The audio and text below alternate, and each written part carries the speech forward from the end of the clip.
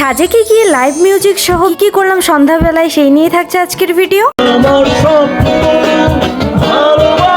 আসসালামু আলাইকুম everyone, it's me স্মৃতি ফ্রম মাই পেজ স্মৃতি Rahman. Welcome to my another video. তো সাজেকে গিয়ে প্রথম দিন সন্ধ্যাবেলায় আমরা কিন্তু স্ট্রিট ফুড খাওয়ার জন্য বেরিয়ে পড়েছিলাম, আর এখানে গিয়ে কিন্তু আমরা মোমো খেয়েছিলাম, সাথে অনেক ধরনের চপ খেয়েছিলাম। ফার্স্টেই বলি মোমোটার কথা, মোমোটা এত বেশি ফ্রেশ ছিল, আমার কিন্তু ভীষণ মজা লেগেছে। দেন ভাবলাম যে এখান থেকে একটু কফি খাই, আর কফিও আমি অলরেডি নিয়ে নিয়েছি। সত্যি কথা বলতে এই মেয়েটার হাতে জাদু আছে ভাই, কফিটা জাস্ট ওয়াও ছিল। পরে যেহেতু সাজেকে এসেছি, সো ট্রেডিশন অনুযায়ী বাঁশের চা তো খেতেই হবে। আসলে এটা বাঁশের চা বলতে কি, শুধুমাত্র চাটা বানায় বাঁশের মধ্যে ঢেলে দেয়। মোটামুটি এভারেজ লেগেছে, আহামরি কিছুই ছিল না। এরপরই আমরা চলে এসেছিলাম লাইভ মিউজিক এনজয় করার জন্য। রাতের ডিনারের পাশাপাশি যদি লাইভ মিউজিক থাকে তাহলে তো আর কিছুই লাগে না। যদিও খাওয়া দাওয়ার ভিডিও নেইনি, তবে একটু গান শুনুন।